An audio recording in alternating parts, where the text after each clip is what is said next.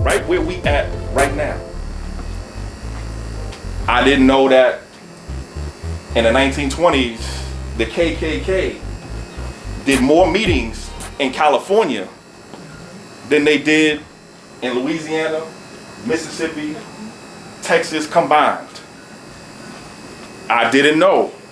And we actually just read this in chapter 12 of that report, that black babies today are dying at a higher rate than they were in 1850. I'm gonna say that again. Our babies are dying today at a higher rate than they were when we were enslaved.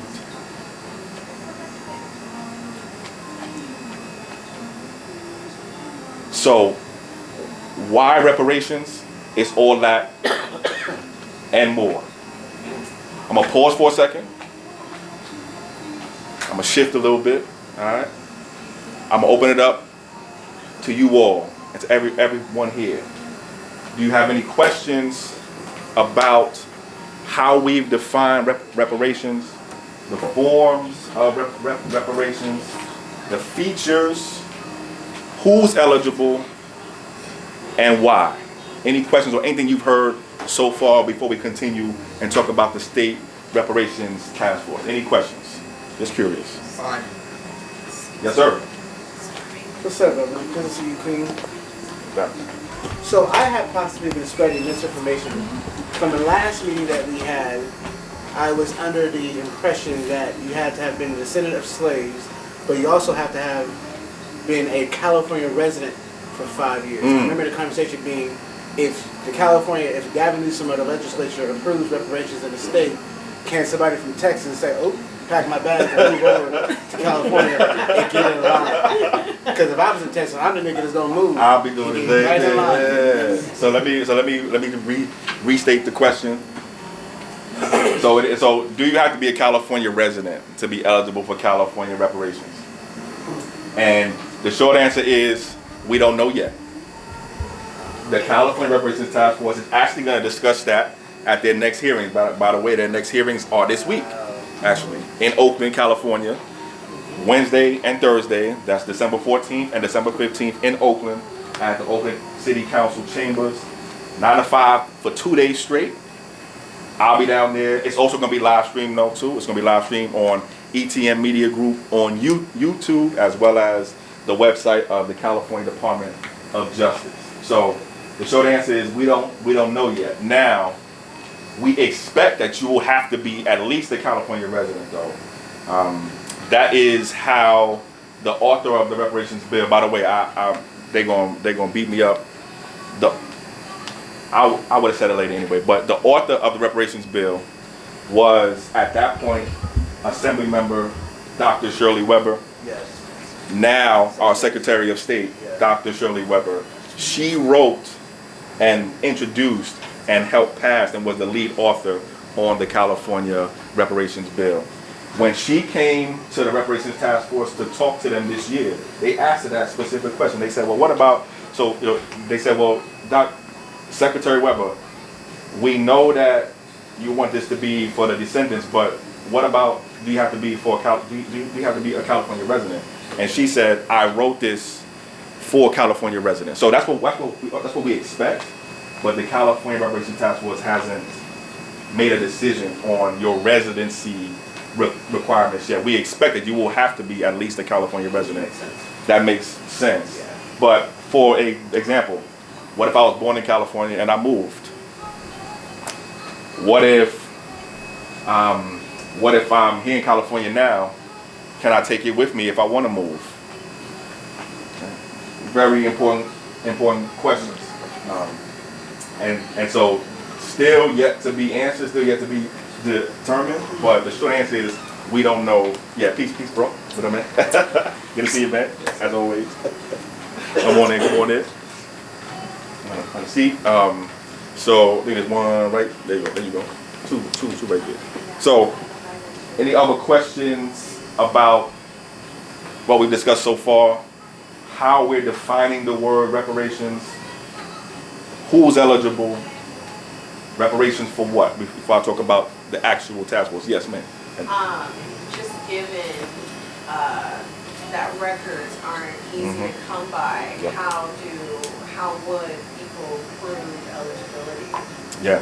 So, very important question. How do I know that I'm a descendant of someone who was enslaved in this country or one of the freebacks? First of all, put your hand up if you know that you are a descendant of U.S. slavery.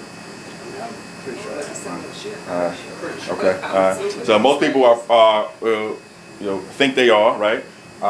And so, short answer is the state task force will be giving us more details about what records we'll need and who will be responsible for paying for you to get those records and who will be responsible for doing the work to help prove that you're eligible. We don't have details yet. One thing that we expect, though, is that the burden of doing that work, the burden of paying for that, will not be on me or you. What we normally say is that the state and the government broke this, and so the state and the government is responsible for fixing this. So while we don't have details yet about which records, we do expect that the burden won't be on you or me to actually pay for those records or to do that work. The State Reparations Task Force, when it was deciding on who's eligible, they brought 6 genealogists to testify to the task force and asked them that question: how do you genealogists every day help people decide and determine that they're eligible for reparations? And each of the genealogists said there's going to be a lot of us, most of us actually, that won't have any problem at all. Here's why. Before 1970, 1960, before the mid-1960s, right? The amount of black people voluntarily coming to this country was literally less than 1%. Meaning, before 1965, 1970, 99% of the people you saw that looked black were descendants of U.S. slavery. The United States government had a quota of 0 black immigration to this country before the 1960s, generally speaking, or close to 0. So if you, for example, have anyone in your family, or at least one person in your family, who was here in the United States before 1965, is on a census record before 1965, you're 99% chance that you are eligible or a descendant of U.S. slavery. Again, we don't have the details about how the state task force will tell us what records to use, whether it be census records, etc. But from what the genealogist told us, for most of us, it's going to be fairly easy. There's going to be a group of us that's going to have a harder time. For example, our brothers and sisters that went through the foster care system. Our brothers and sisters that went through the adoption system. Our brothers and sisters that's unhoused and unsheltered outside. Some of our brothers and sisters will have a harder time than others. There will be help and resources for those of our people. And my goal, my goal is to make sure that 100% of those of us who are eligible receive the reparations that we are owed, and that's what I'm gonna be working for. Hope that helps. More details to come. Yes. Are we going to be compensated for actual slavery? Because I see the figures are more about things that happened in the 1900s. Yeah. So, and I'm gonna get to that too, because there's a number going out there around about 223,000. Have y'all seen that? Yeah. 223,000 for housing, right? So stuff that came after slavery.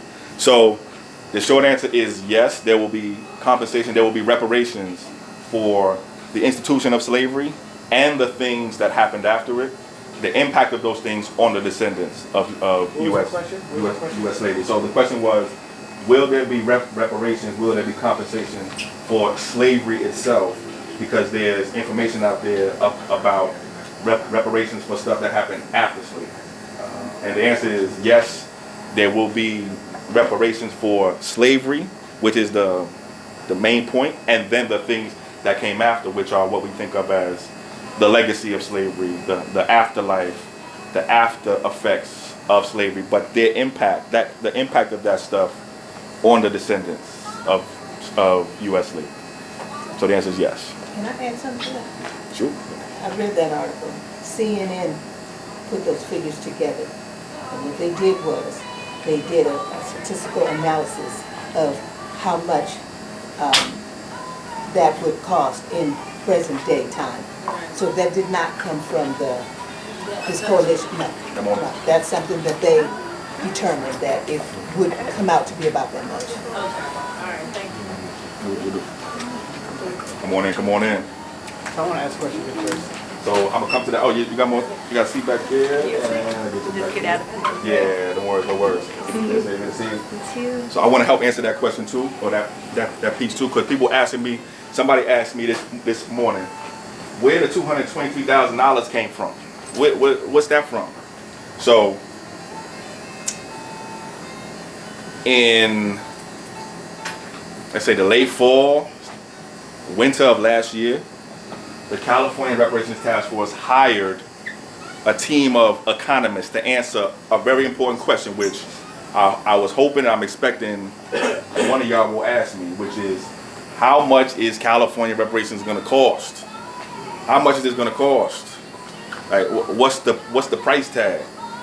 And so, to answer that question, the California Reparations Task Force hired a group of economists, 4 people: Dr. William Sandy Darity Jr., professor of economics at Duke University, MIT, probably asked me the top scholar on reparations and economics in the country, if you ask me. By the way, he has a new book out called From Here to Equality: Reparations for Black Americans in the 21st Century. If you get a chance, get that book. I read it a few times on Audible. That's how I read. So that is a very good book. But it's Dr. William Darity Jr., Thomas Kramer, Stacia Campbell, and William Spriggs. These are the 4 economists that the State Reparations Task Force hired to answer the question of how much is it going to cost. The economists worked for about a year or so. In September in Los Angeles, they came to the Reparations Task Force and told them, we have some early estimates, some early ideas of how we're going to put a price tag on California reparations. And they gave some examples. They said, well, let me give you an example. If we were talking about, what should be the compensation for the harms to our health, specifically the fact that we live on average 6 to 7 years less than white folks do. And assuming that and saying that that is a legacy of slavery, what's the compensation for having 6, 7 years off your life? So they said, all right, well, let's do some work on it. Okay, maybe we could say, all right, what is the average income of a Californian per year? All right. Well, then if you lose a year in your life, then you losing that type of income. You actually losing that what you would have earned. And so they said, all right, so let's take the average in earnings is like, I don't know, close to like $80,000 or $100,000 per year per Californian on average. Multiply that by the number of years off your life that you would have lived and that you lost. And that is how much we need to be compensated for the loss or the less life expectancy. So it would be 80,000, let's say, just throwing one number out there, 80,000 times 7.5 or 8 years. That's how much you owed for the loss of your life expectancy. Give you another example. They said, well, what about what happened to us with the housing and with redlining? So they say, all right, well, redlining was, the practice of not letting us live where we want to live and saying that we had to live here and that we couldn't live there. All right. So let's say redlining starts in 1933 because, there was a bill called the Fair Housing Act in 1933. That started the redlining. Then let's say redlining ends in 1977 because that was when a bill called the Community Reinvestment Act was done, and that was supposed to end redlining. So if we say from 1933 to 1977, it was the redlining years. How much are we owed for that period? And they did some math, put some numbers together. Come on in, brother. Shout out to Tony Harvey. What's up, bro? Like, Come on, hello, in, man. everybody. What up, what up? Don't want anybody to see. Got you. Back here. 1933 to 1977. All right. Those are the redlining years. How much is it? And they said it was about $2,000 per person per year between 1933 and 1977, or $223,000 per person, just for the harms that were done during the redlining years. So this was the economists giving some examples. This wasn't the exact recommendation. This ain't the exact numbers yet, but this is the examples. That story or that information made the New York Times last week. The New York Times ran a story. That story then was picked up by some other media outlets that were less responsible and started saying online that is how much California reparations is going to be, $223,000, 500 and something $billion. So that was just one example that was given, but that was taken to say things that it really wasn't saying. So, CNN picked it up. A whole bunch of media, outlets picked it up too. Fox News picked it up, and then there was some very, I would say, irresponsible journalism and reporting done to give people the impression that 223,000 is the exact number. To be honest with you, it's probably more, because that is just for the housing. That's just for the redlining years. Okay? We ain't say nothing about the damage that was done to our black businesses. We ain't say nothing about the health harms. We ain't say nothing about the educational harms. We ain't say nothing about slavery itself. We ain't say nothing about the unjust property takings and eminent domain, etc. So that's where that number comes from. And let me take some more questions, and then I'm going to talk to you more about the actual California Reparations Task Force. Yes, sir. So when we met last time, which was a few months ago, the number was around, what did you say, it was $800,000 or $1 million per head of household, or it was going to be $250 per individual. Gotcha. That was the last time. That's where I left off, essentially. So the question was, last time we connected, which was earlier in the year, Right before the fall, maybe summer. right, Yeah. right. Yeah. There were some other numbers being floated, and again, the question here is, how much will California reparations cost? That is the question. That's a very important question. How much will this cost? So when we were talking earlier in the year, the economists were, and this is important. We've never done this before as a people. We've never done this before. So this is the first time we're actually doing these kind of numbers and doing this kind of math. So earlier in the year, when the economists or the people who the task force hired to answer that question of how much will this cost, when they were still doing their work, they said, California Task Force, we're giving you two choices for us to do our job. Either you tell us that you want the goal of California reparations to be to end the racial wealth gap, or to close the gap in wealth between black folks and white folks. That's one choice. Or your second choice is, you can tell us to put a price tag on this that makes California pay for specifically and exactly what California is responsible for. The California Task Force took some time and said, give us that second way. Make California pay for what it's specifically responsible for. For that first way, if they just said the goal is to close the racial wealth gap, it would have been about $250 about $350,000 per family, just to close the racial wealth gap. So that's the earlier numbers that we were talking about, and that was still when they were still trying to figure out which way to go. The task force decided earlier this year that they want California and we want California to pay for exactly and specifically what California is responsible for. There were a bunch of reasons for that. There was a lot of conversation, a lot of debate about it. Some people thought they could do both ways. Some people thought, no, let's just close the racial wealth gap way.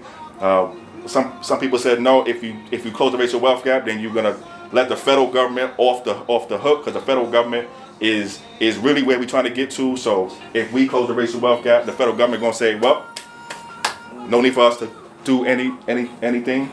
Some people said, well, California is also responsible for the racial wealth gap, so there was a lot of conversation around it.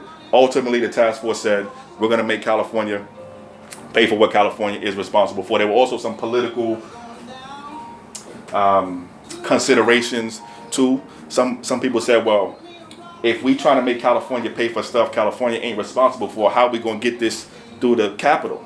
How are we going to get the senators and the assembly members and the governor to vote for this? Yes. If there's stuff in here that California ain't do. Some people said, damn that, it is what it is, and make them pay for what they got to pay for. So there was a lot of conversation around that, but ultimately the task force said, let's do that second way.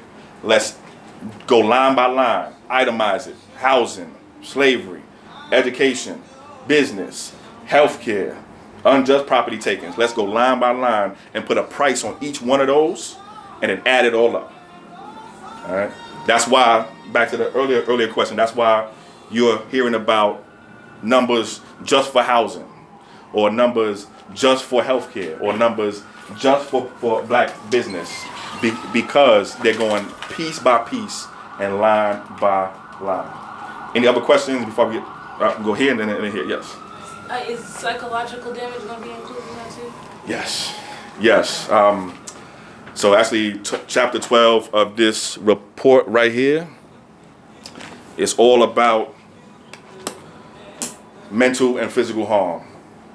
So there's an entire chapter in here about the mental and physical harm, which are, they are obviously connected, but the mental health will be a big part of what we receive reparations for. What forms they'll take, we're not sure yet. Remember back to the 5 forms of reparations that we talked about, right? Compensation, restitution, rehabilitation, satisfaction, and guarantees of non-repetition. So right off the bat, the rehabilitation gotta have the mental health care in it. Free medical services from cradle to the grave, etc., etc. So the answer is yes.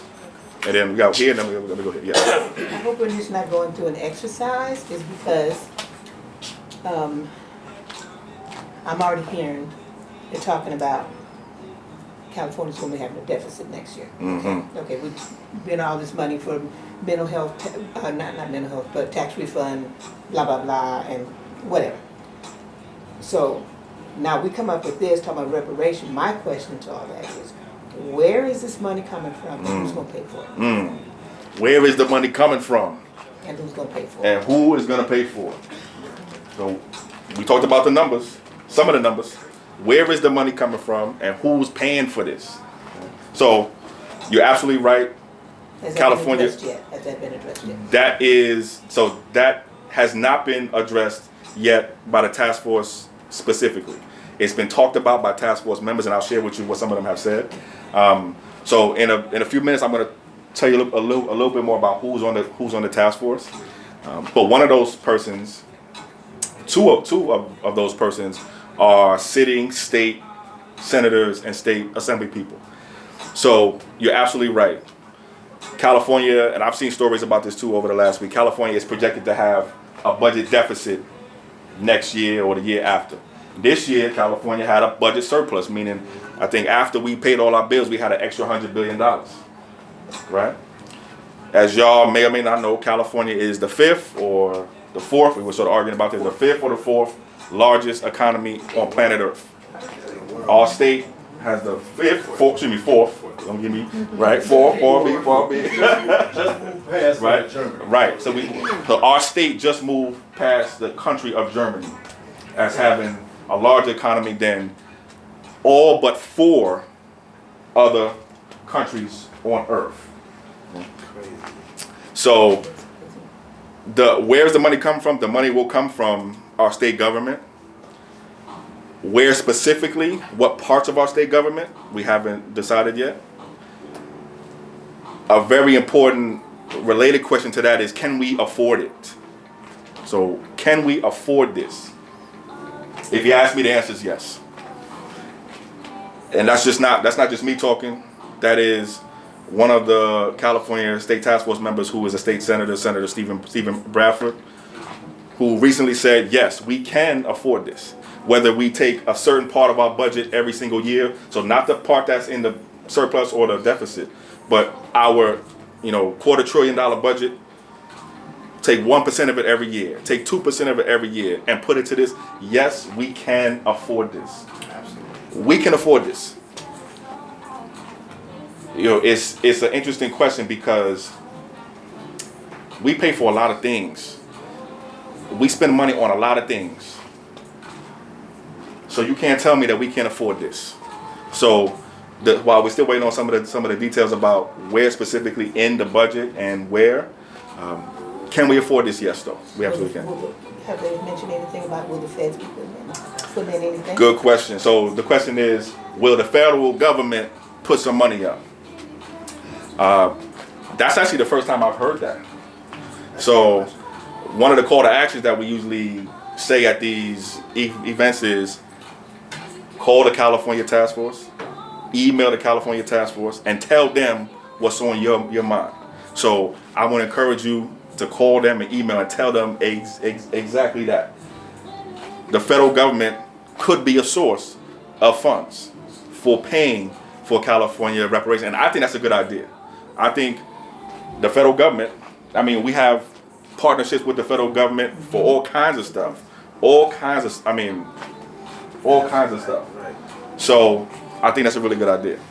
There have been, again, the only sources of funds ideas that I've heard were, our state budget taking a percentage of it every single year. We also have something in California called a rainy day fund.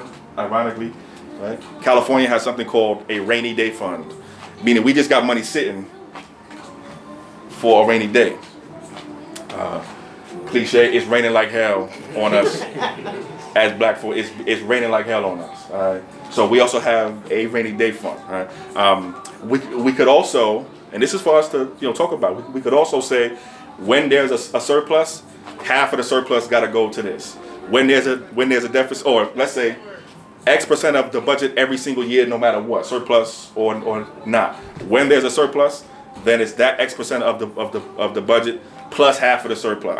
There are ways to do this. The point is, we can afford this. Other questions? Tony, do you have a... Yeah, you mentioned those 5 aspects of reparations. Yes. And I'm just saying this rhetorically. I don't know if people know where that came from, where that derived from. Yep. International law. So, right. So, as we mentioned at the start, by law, the state task force has to create reparations in the 5 basic forms that come from the United Nations. We go to the United Nations, and or anywhere in the world where reparations happens. Reparations comes in compensation, restitution, rehabilitation, satisfaction, and guarantees of non-repetition, or the protections. Again, that comes from United Nations international law. If you Google it, it'll pop up. There are also 4 features to it too. They have to be adequate, effective, prompt, and proportional. Yes, ma'am. So all the numbers in the different categories that you break down, that the economists wrote down, they will derive a way to put it into those 5 forms. Those 5 forms, yes. Okay. Yeah, so for example, so the question is, so for the different categories of violations that we got to get reparations for, there's multiple different categories. Actually, this report It's 13 chapters. Each one of these chapters is one type of violation. Each one of these chapters is one type of violation. It starts with U.S. chattel slavery here in California. Then it goes to, I think it goes to the unjust property takings. Then it goes to the mental health harms. Then it goes to the harms against our businesses. Then it goes to the harms against us in education. There's 13 different types of violations. That's why it's 13 chapters. That means there should be a line item for each one of these chapters. This is the cost for this. This is the cost for that. This is the cost for that. Up to 13. Then, as your question says, what they're gonna do is fit those reparations into those 5 forms for each one of those harms. Again, we're still waiting on the details. Right now, what the state task force is doing is actually creating the plan that will have all those details in it. Yes, sir. So I just saw something recently that kind of scared me. I guess somebody on the task force was asking for more time to study because Gavin Newsom gave the task force 2 years, which is the end of 2022, to come up with a study and present it to, I guess, the legislature. And someone requested more time, and Gavin Newsom said no, and that scared me. So break that down. What was that about? Got you. Yeah, yeah. So that's actually a perfect segue into questions too that I think you probably will answer, but okay. Just like more specifically, what's the politics happening around this conversation in terms of California legislator? Like what's sort of like the big groups of the journey that this thing has to go through, and where are we like now? Because it has to, like we said before, it has to go through the legislature. So once it's said, then the legislature have to vote yes on it, both the Assembly and the Senate. And then the governor will have to sign too. He'll have to finally sign. Perfect segue. By the way, first of all, y'all are a beautiful crowd. All right, first of all, let me just say that. All right, thank you so much. And when does Gavin's turn in? Right on. Is the next never go pick it up? Right, and is he and will he? Yeah, there's questions about him, whether he's going on for president, et cetera, too. Right. So to your question, and to your question also, and to your point too. So I'm gonna answer this first by just starting with some general basic information about the California Reparations Task Force. Everybody in here should have one of these, something like this. All right. Just some basic information about the California Reparations Task Force itself. So, as I said to start, the law that created this task force was signed in 2020 by then Assembly Member Dr. Shirley Weber, now Secretary of State Dr. Shirley Weber. The law said that the task force has 2 years from the day of its first meeting to do 3 things. So the date of its first meeting was June 1st of 2021. The task force has 2 years from June 1st of 2021, so until June 1st of 2023, to do 3 things. First, study the issue of reparations with a focus on California's role. Second, educate the California public about what it learns. And third, create the first ever state reparations plan. That plan then will go to the state Senate down there, the state Assembly, and the governor's office for them to vote on and vote yes on to make California the first state to actually do reparations.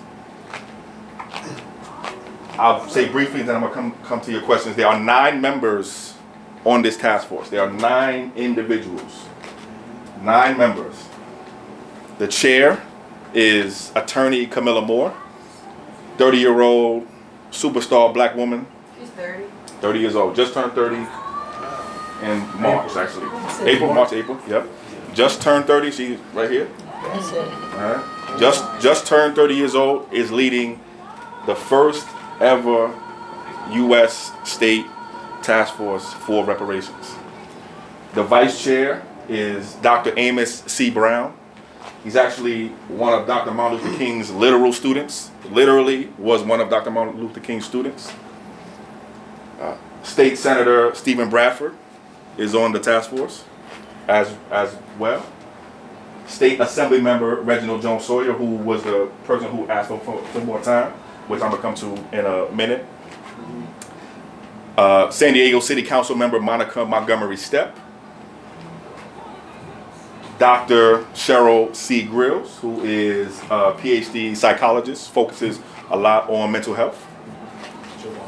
Dr. Javon Scott Lewis, who is the chair of the Department of Geography, I believe, at UC Berkeley, if I'm not mistaken, and then Mr. Donald Tamaki, who is the only non-melanated brother on the task force, but who was very, very important in helping his family and his community receive reparations for what happened to our Japanese brothers and sisters, many of whom live here in the city and county of Sacramento. And some of y'all know a lot of our Japanese brothers and sisters was pulled out right here out of Sacramento and taken right up the way, really. Okay. So those are the 9 members of the, sorry. Lisa Holder, cannot forget Miss Holder, attorney Lisa Holder, who has done a lot of work for racial and social justice here in the state of California as well. So these are the 9 members of the state task force. 2 years to do those 3 things. To your question, and then to your question. Earlier this year, we learned that one of the task force members was introducing a bill to extend the task force deadline for 1 year. This was done without the knowledge of the other task force members. The other task force members did not know that they were going to be asked to do another year. How do I know that? Because we went and asked each one of them.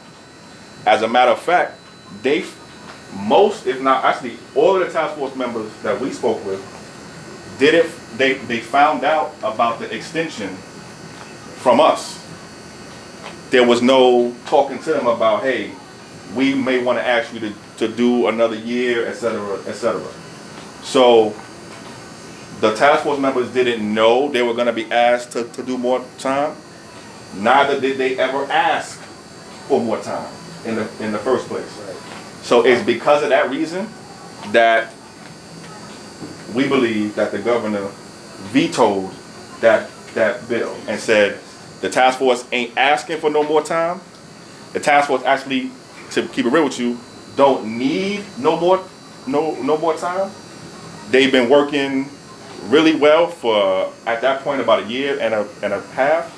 They are actually ahead of schedule by law, and this is more basic info about the task force.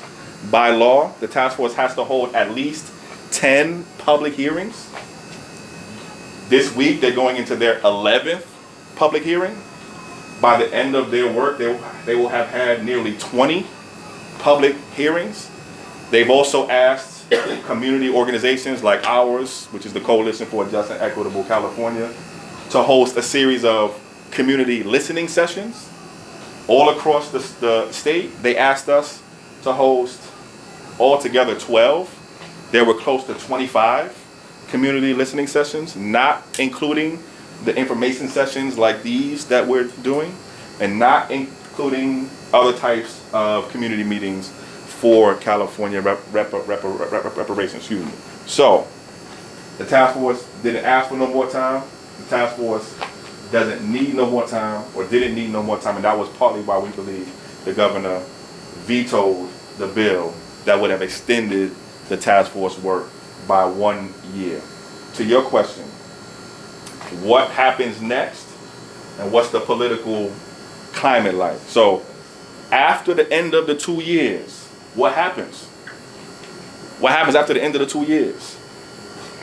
So at the end of the 2 years, in June of 2023, the task force will release its final report with the actual plan for reparations in it. That's coming out in June of next year, about 7 months. That plan, as I've been saying, has to go to the state politicians, state assembly, state senators, and the governor to actually vote on. I am expecting and I am confident that we will have, within a year or so, we will have either passed or be on our way to passing the first ever state reparations bill. But I can't lie to you. I won't lie to you.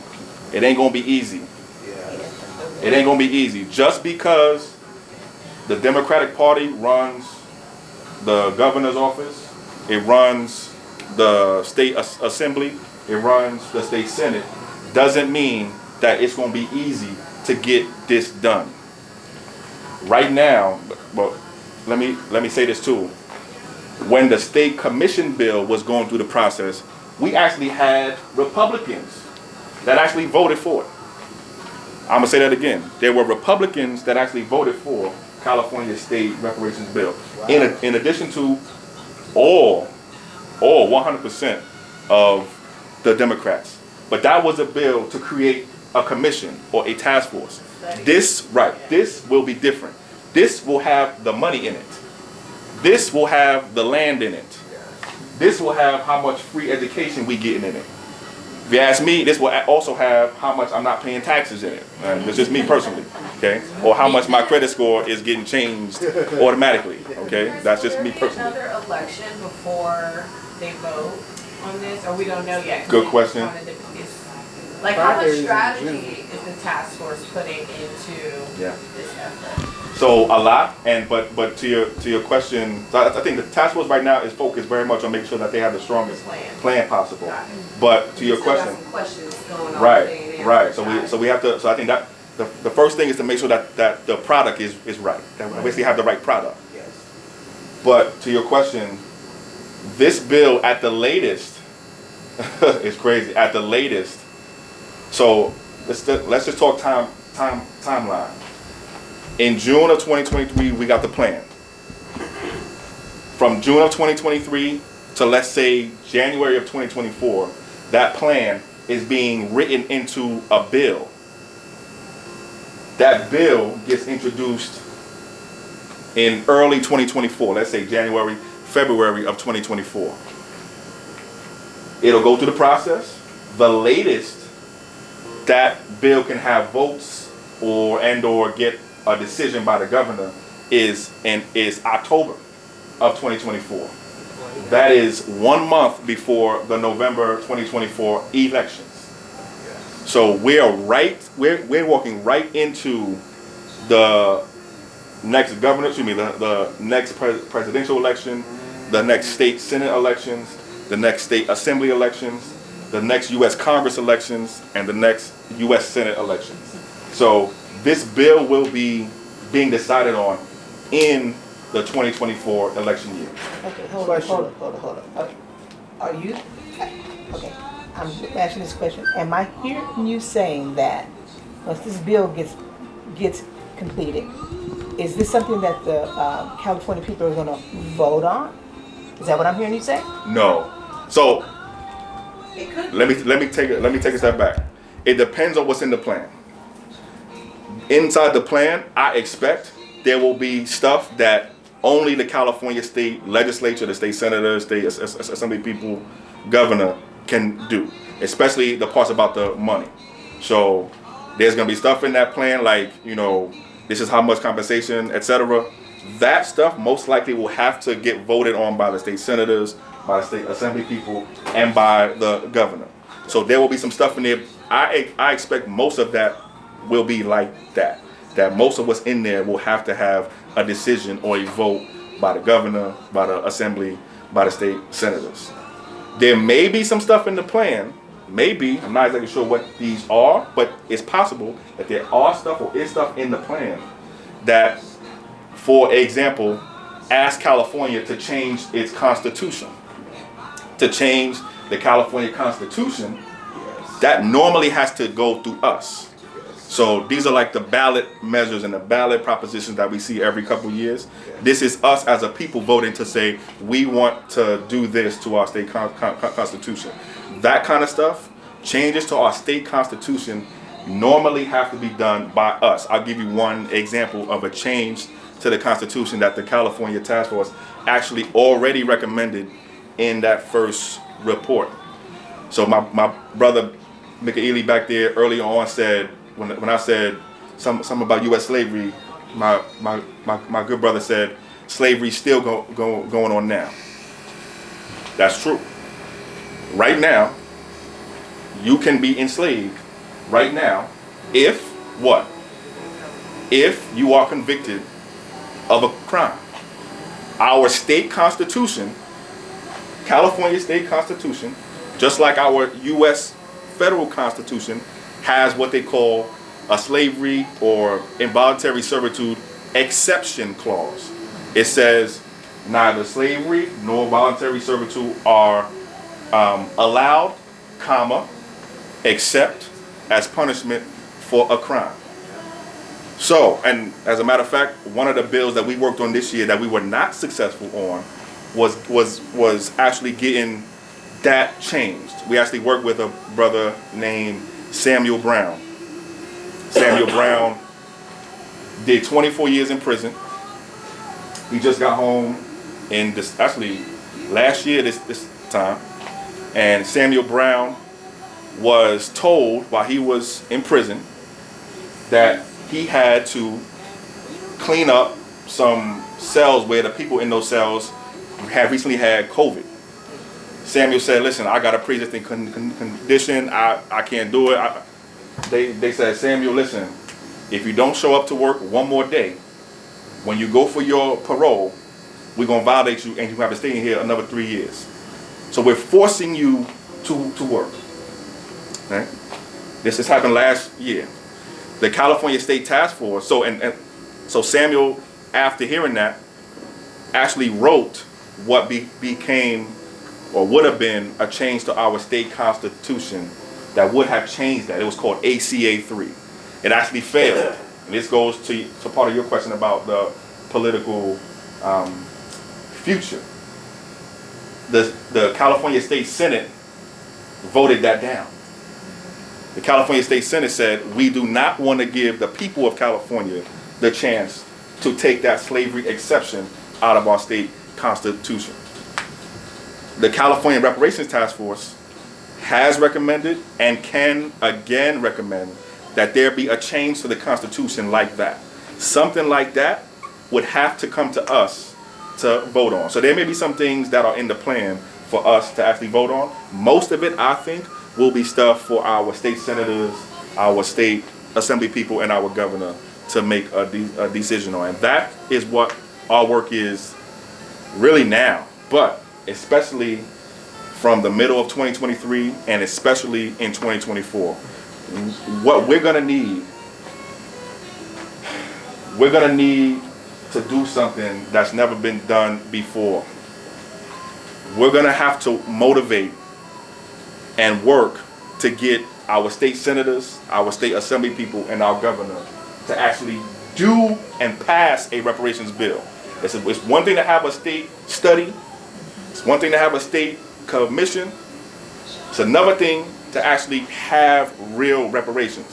When we do that, we will be the first state ever and the first black folks to receive reparations here at the state level, but we will still be the first. Has any state legislatures or organizations publicly said they're against it before the study came out? Not that so can we jump them? So the question is, who's against it right now? So there is, I tell the team this, I've been telling the team this the whole year. We will see the real enemies of reparations very, very soon. Okay?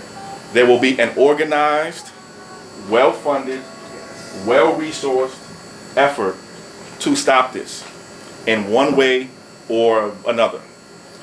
I'm going to say it again. There will be a well-funded, well-organized, well-resourced effort to stop this.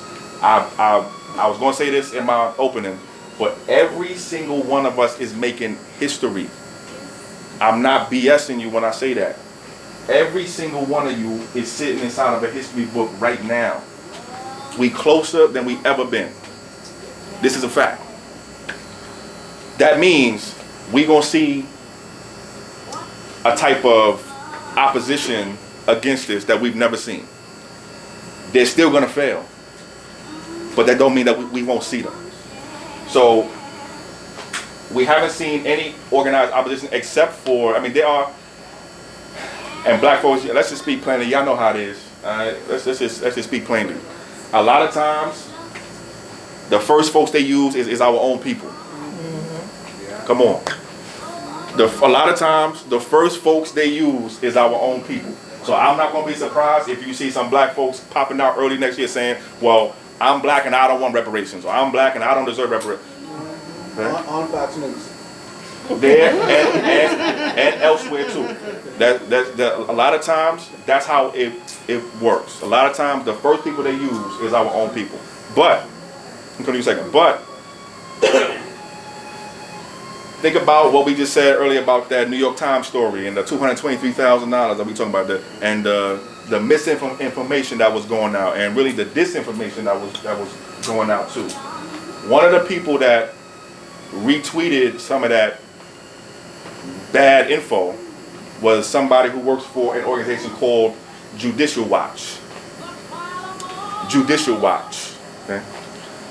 This is an organization that is going around the country right now trying to sue cities and other places who are talking about doing reparations. One of the things that we had to, so this actually goes back to why we designed who's eligible for reparations in the way that we did. Right now, if you want to do something for black people in law and you write into the law, this policy, this benefit, this program is for black people. Technically, that is illegal. Technically, that is unconstitutional. It is unconstitutional. I mean, it's against our state constitution and our federal, and it's against our laws here in California to write a specific law for a specific racial group of people. One of the things that we expect is that the people who don't want us to get no reparations at all is going to say, well, this is for black folks, so you can't do nothing specifically for black folks. The organization Judicial Watch is actively going around the country right now challenging other cities and other places that trying to do this, saying that same thing. If you want to do reparations, it can't just be for black people only. It got to be for everybody or something like that. So this group and others like them, I think we'll see more of. And these are well-funded, well-organized groups, and there will be more of them. So there will be opposition. Okay? They will fail. Okay? But they will be there. I think I could take some last questions. I'm not sure. I don't even know where I'm at on the time. 30 minutes. Okay. Questions, other thoughts, other questions, other comments. Brother, do you have a question in the back? No, you just briefly touched on it, bro. I was gonna say the Prop 209. Okay. You were referencing. I was just like more carnally. Okay. So my brother mentioned something called Prop 209. I want to make this clear because it's important. And those of y'all who work with us know we do political education. So Absolutely. we trying to bring up our political knowledge. Every single one of us. That includes me too. So in the middle 90s, like 95, 90, 96, so 1995, 1996, California banned affirmative action. California banned affirmative action. California said, we don't want to see no laws that specifically benefit one racial group of people. No law can say this is specifically for this group of people. That's by race or by sex or by sexual orientation, etc. When California did this in 1995, 1996, they did it with something called Proposition 209. Prop 209. So that means that if I write a law, like I was saying, that says this is for black people specifically, that won't make it to law. And it will be, if it does somehow make it to law, when the courts get it, the courts will say, get rid of that law. You can't do that. You can't do nothing specifically for one racial group of people. You can't do it. In 2020, California tried to change that, tried to bring affirmative action back. was something called Proposition 20. Proposition 16. Right? Proposition 16, I actually had a chance to work on that campaign. That failed. Californians said, we still don't want no laws that specifically benefit one racial group of people. Why does that matter to reparations, though? If we're talking about reparations, we're talking about reparations for a specific group of people. So you can see how something like that could be in our way, right? That could be in our way. That's partly why when the California Task Force said who's eligible, they said you have to be a descendant of someone who was enslaved in the United States. So being black ain't gonna be enough. Just being black ain't gonna be enough. First of all, we not just black. We not just defined by our complexion or our hue. We defined by more than that. We defined by what we did here. We are actually our own specific group of people. We are. Those of us whose ancestors came here enslaved and still built the greatest, most powerful country on the planet, we are a specific group of people.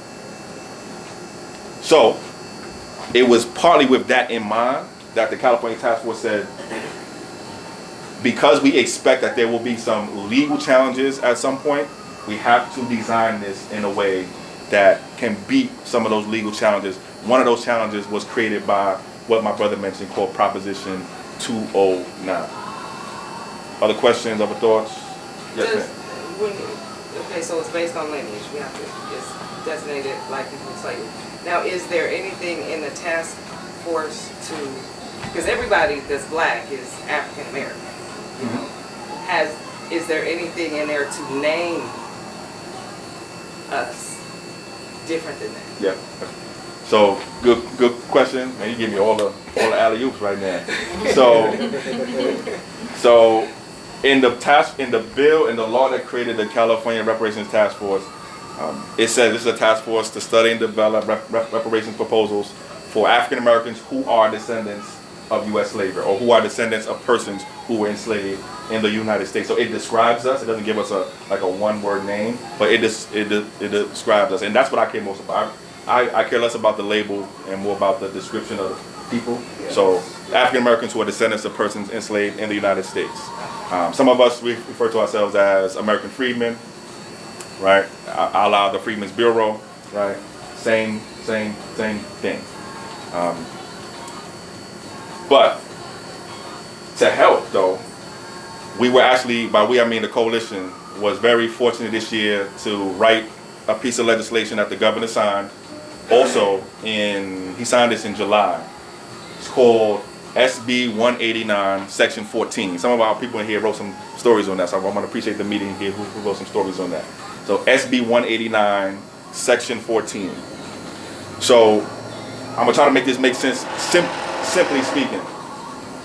To the sister's question, right now, how we define black and African American is very big. It's very vague. It's very big.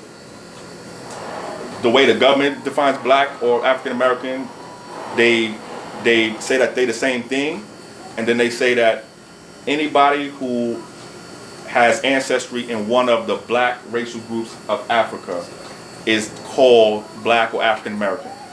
This is the legal definition. If you go on the U.S. Census website, if you go on, that is the government used definition of black/African American. Anyone with ancestry in the black racial groups of Africa. So that's a very big definition. There are people in there who are descendants of U.S. slavery. There are people in there who are not descendants of U.S. slavery too. So to help make it clearer, the state task force in the law said African Americans who are descendants of U.S. slavery. But this year we wrote a bill that became a law that says that California has to finally start identifying African Americans who are descendants of U.S. slavery as a specific group of people, and has to actually start collecting information on us as a specific group of people. It actually has to see us. I say this all the time. We've been here 400 years. It's a damn shame we don't even have a name for us as a people. Our government could not, and in many ways still does not even see us as a specific group of people. That's a problem. First of all, as a people, like any people, I don't care where you come from, you deserve to be seen by your government as a specific group of people. Just bottom level. As a people, you deserve what they call peoplehood. Peoplehood, meaning you deserve to be seen as a specific group of people. Just off respect, add to that what we did for this country, we extra deserve to be seen as a specific group of people. There's no state, there's no city, or no state until now, there's no city that you could go into here in California or across the country and say, city government people, state government people, federal government, how many people in this city or in this county or in this state are black people who are descendants of U.S. slavery? There was zero information on that. Zero. We did not exist as a people at all, specifically speaking. California, the governor signed SB 189, Section 14 this year. It makes California the first state to finally start collecting information on those of us who descend from U.S. slavery, starting with our state employees first. Okay, that's 2.5 million state employees will be getting information about who among this group of people are descendants of U.S. slavery to start. So that helps the California Task Force for Reparations too, because they will now start having information coming to them in a different way about who are the descendants of U.S. slavery, the people who will be eligible for reparations. Let me go here and then here. Yeah, I just want to clarify that there was a law in 2016 that was passed for Asian Americans in the same capacity. Right. Okay. Right. So they brilliant. Identify. So they have a different groups of sets of people. They all corralled in one group. You got the Hmong's, and then you got the Cambodians, you got the Vietnamese, Japanese, Chinese, right? Korea, right. South Korea, right? Yeah. So that's how they do that. And I think they started with their state workers. They started actually. When we were writing our bill for this, when we were writing our legislation for this, we found the language that our AAPI brothers and sisters used, and we just literally hit copy, paste, and then replace some of the group, because we got our own different groups, right? So we just hit, we changed up some of the groups. But my brother's right. For our AAPI brothers and sisters, you have to, and our government has to respect them individually as from the specific countries and nationalities of origin that they hail from. 60, right, excuse me, there you go. 60 different nationalities, ethnicities. Each one of them deserves respect on their own. Right? I mean, each one, our Chinese American brothers and sisters have similarities, but also differences from our Japanese brothers and sisters. They one family, but just like in my family, I'm different from my cousin, I'm different from my brother, I'm different from my sister, I'm different from my pops, right? But we still on the same family though, right? But I'm still different. I'm still my own individual self, but I'm still different. I deserve my respect individually too. And we said the same thing for what we call the Black or African American group too. In this Black or African American group, there are different groups inside there. And we wasn't even considered our own specific group until now, really. So, yeah, to piggyback on that, so when I turned 30, my girl got me a gift, and it completely changed my whole life. It's called 23andMe, and from there, I was so moved by the information I got. I literally changed my name from a European name to an African name, which is now Namdi. I found out that my ancestors were slaves taken from East Nigeria, the Igbos, moved to Jamaica as slaves, and then eventually came to the States. And actually, 23andMe let me know that I still have family members in Jamaica right now, which is crazy. So for me, I'm learning to get comfortable calling myself an African, just that. So if anybody's struggling with identity, trying to name yourself, very clearly we come from Africa. But I think 23andMe would be a big source of information. $200 and it completely changed my life. Statement, question. Yeah. Was it the city considering the city of Sacramento was doing some reparations recently or something like that. Remember that it was like a year ago. Mayor Steinberg signed something. What was that about? Yeah, so a couple things. I won't put nobody on the spot right here. we have somebody here who works for the mayor. But let me say this. One, I want to give a big shout out to Kim Mims, because Kim actually wrote a resolution that the city of Sacramento signed. I think it was last year or the year before, which. Right, June of 2021, which recognized, first it gave a shout out and props to the state task force. And then it also recognized the fact that there were people in the city of Sacramento that helped make the state task force happen. And Kim actually wrote that, so please put your hand together for Kim. And that resolution was adopted unanimously by the Sacramento City Council. So that's what was going on in 2021. But you should also know that the city of Sacramento is right now in early conversations, discussions, and considerations about what the city of Sacramento might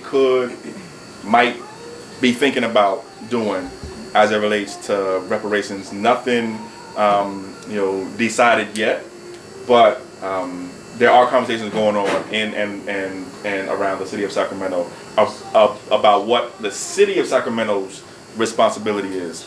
San Francisco has a city of San Francisco task force for reparations, in addition to the state task force. The city of Los Angeles has a city of Los Angeles reparations task force, in addition to the state task force too. And I don't know, Kelly, do you want to say anything about that, or why do you want to say anything about that? Just curious. No, you do your thing. Yeah, I'm here to follow you. Yeah. I mean, well, you'll hear in a second. For those of you that don't know me, my name is Kelly Fong Rivas. I used to be the chief of staff for the mayor. I switched over in May to be a senior policy advisor so that we could focus just on advancing racial equity. There's a couple other projects besides the mayoral initiative of advancing reparations here in the city of Sacramento. I also want to be clear too that we don't have the full city buy-in on it yet, right? It's just a mayoral initiative at this point. So we still got to pull our city along, and our job so far as the mayor's office has been to collect enough resources, research, networks, and things across the country. I just came back from Evanston, Illinois from a week ago to really learn from this community of practice of other cities. You've heard a few in California, but they're all across the country right now. In the last year, this was our second annual symposium that we did out there in Evanston to learn from Alderwoman Robin Ruth Simmons, who passed the first municipal form of reparations in Evanston based on a point of time of housing discrimination, right? Because all these legal challenges and things you've heard Chris talk about. So that's the kind of stuff I've been going out getting grants, squirreling away money from our mid-year budget to support this effort and to make sure that we can do it right and learn from some of these other cities, because the process is just as important, if not more important, than the outcome right now and how we really center our community in it. So the initial early conversations are really about how do you want to come together as a community. There's a lot of, if you've watched any of the task force testimonies, a lot of different opinions on how to approach this, right? And for the city and our community, that's not up to me, that's not up to the mayor, that's up to us, providing the space, holding the space, and bringing enough resources together to support community and deciding, do we want a coalition? Do we want an official commission? Or do we want a more informal task force that doesn't have to do some of the things? And it was really interesting. I'll just add one more thing before I turn it over to Chinua, who's also on our team. Dr. Cheryl Grills, who you heard about as one of the members of the statewide task force, was out there in Evanston. She shared a little bit of information that was pretty interesting. She was being very good about being just kind in her words, but some of the recommendations she gave to local jurisdictions about forming an official commission are one, really consider, do you want it to be an official body or not? Because there's a lot of different things that you have to do to get the sausage made, and we're having to do that all out in public, you know, with our people, and there's some benefits to being able to have some closed door meetings together. Number two was really just in terms of how you're selecting who's leading sort of your commission if you're going to do something official. Give everybody time to get to know each other before you start picking who has what role. So it's just really helpful information that And I'd say the benefit of being in a role like mine is we get access to all these different types of networks and things. And so it's really trying to draw down on it all to bring this here to Sacramento so our community can be centered in it. And Chinua, if you want to add some stuff. I mean, a round of applause for Kelly. What's going on, everybody? My name is Chinua, and for the space, I'll say my whole name. My name is Chinua Anduele Baju Maurice Rhodes, and I'm very happy that this is going on. I got pulled into this through the work in the mayor's office. I'm the mayor's director of community engagement, oversee the mayor's office of civic engagement, and Kelly actually is the one that brought me on to the mayor's office, background in community organizing. So being part of this effort, what we're going to be definitely doing is as we move forward on the city and then following what you guys do on the state level, is really listening, learning, and then connecting you guys and the work that we're doing here to the policy of the city. Once again, it's a mayoral initiative. The plan is we have to connect it to the broader system to make it actually work. You guys talked earlier about people who like, hey, how much time does Gavin Newsom have in office, right? Or how much time does this official have in office? We right now have 2 years. We're not sure if the mayor is going to run again or not, possibly, but you guys have a mayor that's actually really committed to this work, and not everybody is committed the same way as our mayor is to this, where he would hire somebody just to focus on it, right? At Kelly's caliber of employee and work that she does, to remove her from chief of staff to just focus on this, and that's huge. If you guys don't understand city infrastructure, that actually is a huge move, and it shows the mayor's commitment to it. And then also being able to work with Kelly and really learning from my brother here as well what we have to do. Side note, a little funny note, my dad, I was going to invite him to this. He's a little bit too much of an activist. And so my dad, he would have been here causing problems, and I was like, Pops, I'm here representing the mayor. I can't have you come today. Bring him next time. But next time when I'm not here with the mayor, so he'll be in the space. But I'm excited by the work. I've been learning a lot because this kind of work, people have talked about it for decades, and some of our elders are like, yeah, we're talking about it again, right? And that's the kind of conversations we have in our spaces is, we're talking about this, and yeah, that's nice. But we're always talking about this. There's never been a time where we're actually so close to having something done, and where so many people, high-level people that are not just our people too, that are also talking about this and moving forward. I think we're in a really amazing position, and I'm glad to be in the work, working alongside Kelly as a colleague in the mayor's office, and so we're here to assist in any way we can. For sure. Thank you for your service. Absolutely, thank you. It's an honor to be doing the work. Just for transparency too, we set aside in the mid-year budget adjustment in January of this year $200,000 to support the work of a commission or task force or whatever the community wants to decide. That money's sitting there, it's not going anywhere. It's not up to us to figure out, like, we go spend that on historians to do research or genealogy or anything like that. There's another $150,000 that we set aside too to get to your point of psychological harm. These are deep conversations that are dramatic, and you're opening up big historical wounds, and some people are just learning for the first time their own histories and families, and so we want to make sure that we have enough funding available too to really support our trauma-informed and cultural sensitive mediators, facilitators, mental health care professionals to be in those spaces as we're having these conversations. It's one of the other sort of just promising practices that we've seen everywhere in these spaces. So just putting together some of the work, and yeah, we look forward to really bringing it out further in community. But like Chinua said, we're not totally sure yet on how much time we got, so we're trying to get enough things in place so regardless of who the mayor is, political will, that this just sticks for our city. Well, thank you both. And I did bring my mom and my sister. I didn't bring mine. I'm about to say, yeah, you gotta bring your project time, Bill. And I think we got one more question, and then I want to, but before I go there, I do want to say again that this is important, and this is real, okay? And we closer than we've ever been. Okay? This time next year, in our hands, we will have the first ever state reparations plan. We will have we will be close to the first ever state reparations bill. And within 12 to 16 months, we could be the first state to actually do reparations. Okay? The first state in U.S. history. Last question. Chris, just a couple of comments on all we talked about here. All of this is very important. And again, we have to realize that all of this is just words on paper until it actually comes into fruition. And I heard somebody from the mayor's office talking about Evanston. I hope y'all are not using Evanston as a model, because if you really look into what they're doing, that is not reparations at all. That is more of a lotto type of system where some people may get some assistance to buy real estate in there. So I hope that that's not the model that Sacramento is looking at. And again, and this is a long way to go before this actually comes to fruition. Hopefully it will. What it really needs to be is on the national level, because that's where the deepest pockets are, and they owe everybody in the country, not just California. So just a couple things in mind. The way politics plays out, people will put together a study and say, we studied this and we looked at it, but then in the end, we couldn't do it, but see, I'm a big gap. Somebody's running for mayor, somebody's running for governor, somebody might run for president. So those are all things to keep in mind. Okay?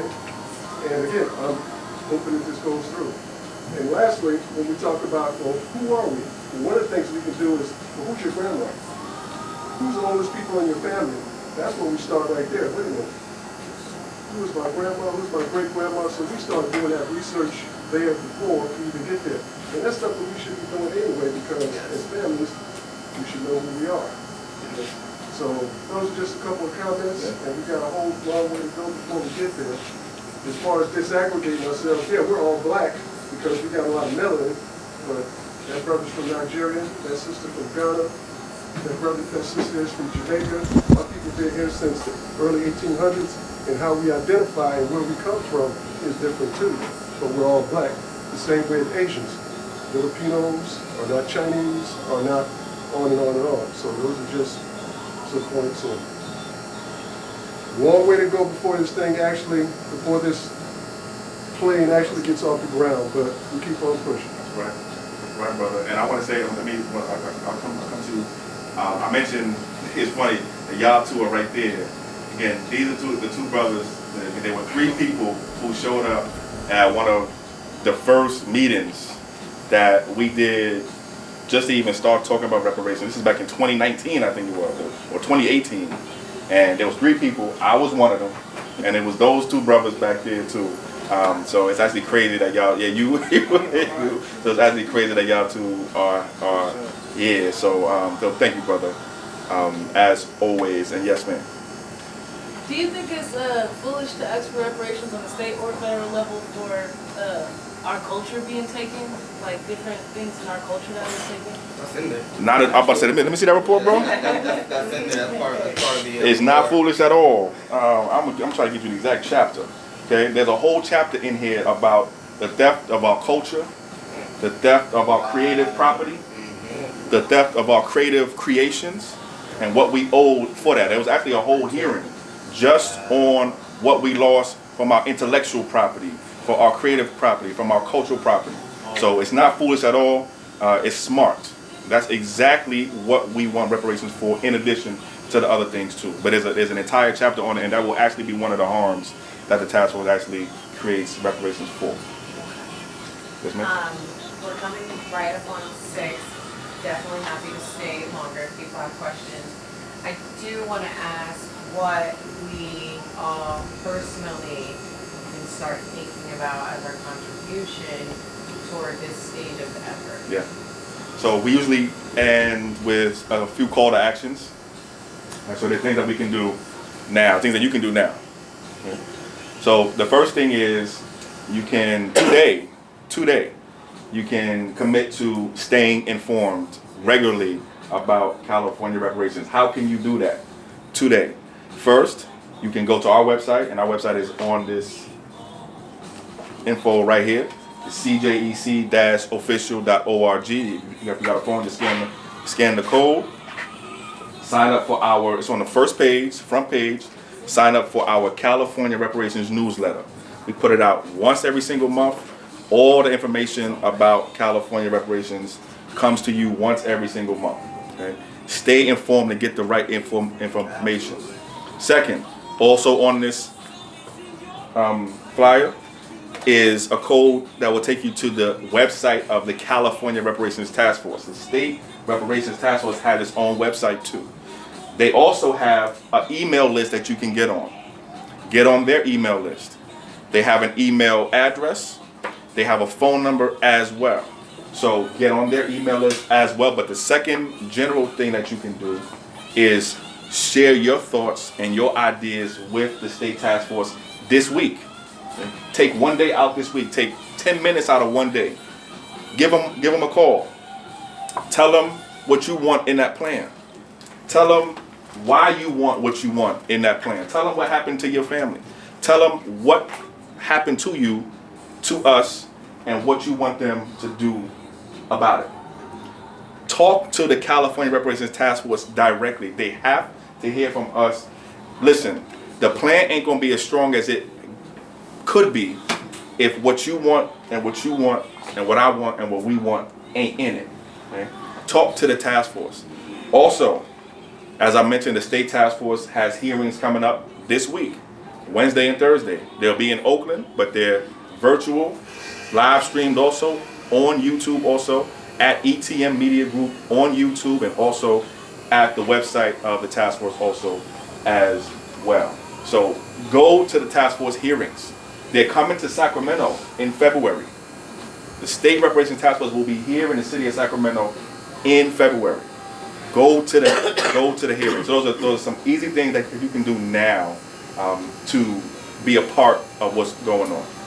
Can I add one quick thing? Sure. For locally and what we're trying to do too, it's a little bit separate than what the mayoral initiative is, but right now our city's preservation department received a grant to try and really correct the way that we look at preserving buildings and history within communities. And so they have the African American Experience project right now, where they are really going out and trying to collect oral histories from community as well to understand how people were moved, displaced, businesses, individuals.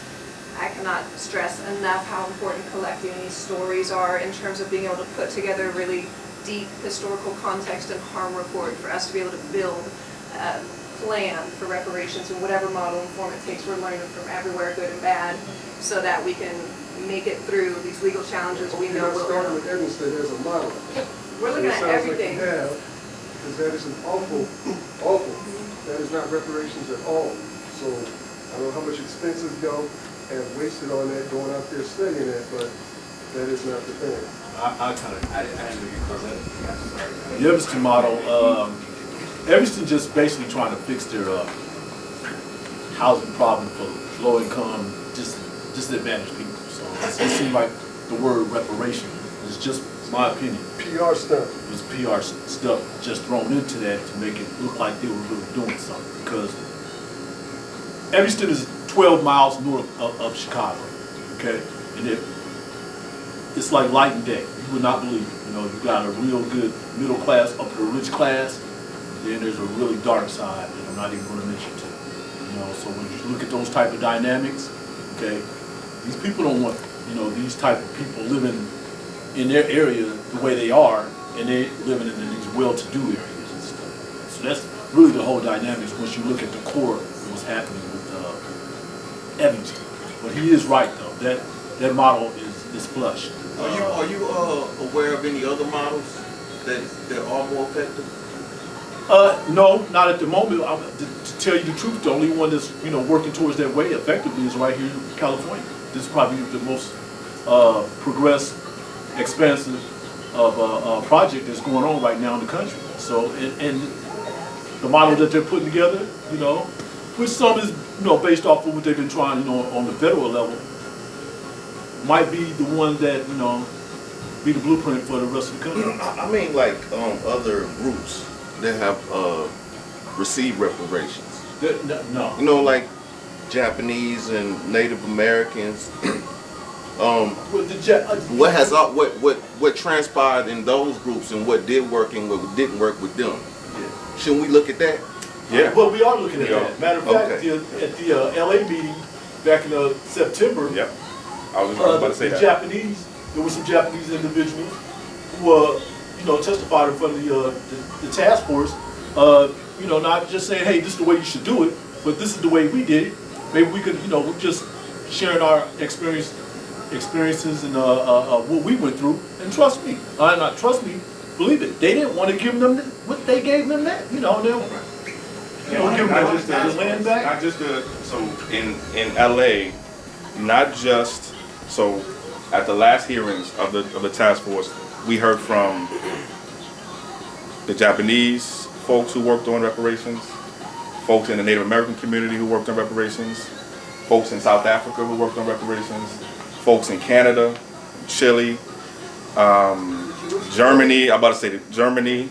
That was actually part of the hearing. It was to hear from other people who did it in other places. And actually, this week, we're going to hear from cities and places here in the state of California who are doing examples of this too, so that we can learn from it at the state level. And one thing to say about, so there's I think about 100 or so different cities, counties, towns across the country who are doing something called reparations. We can, there are some, I don't know of any really good examples yet. I think, and that's partly because we are, I think, ahead of a lot of places here. Like most of these efforts came after us. So there'll be some trial and error. But, I expect that we'll be learning from other places too. But most of everybody is learning from us.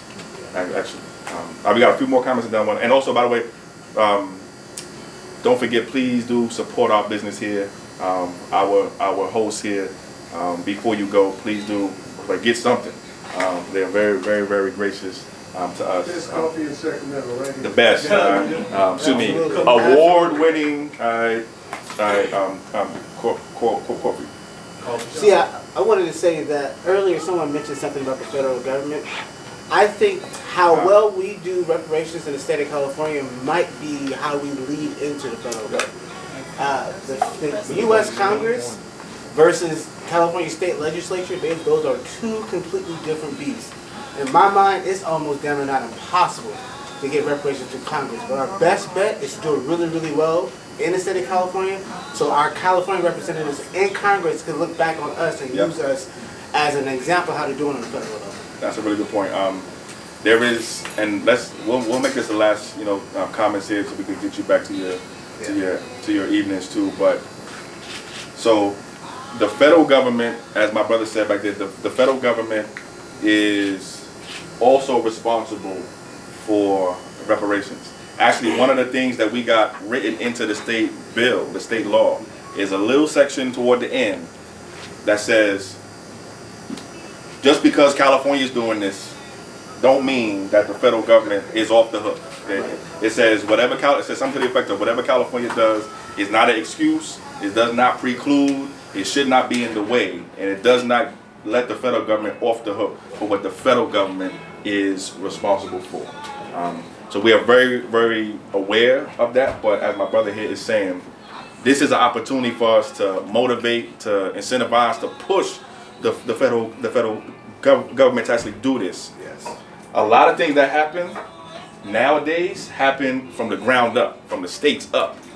And this, I think, is going to be one more example of that. So with that, I had a quick question. Come on. You saw my hand come up. Yes, I'm sorry. I almost forgot. I'm sorry. No, it was in response to what you were saying about the task force meeting next week in Oakland, and how municipalities are going to be coming out to speak, and different state representatives to speak about their reparations efforts. So this is a question for Kelly or Chinua.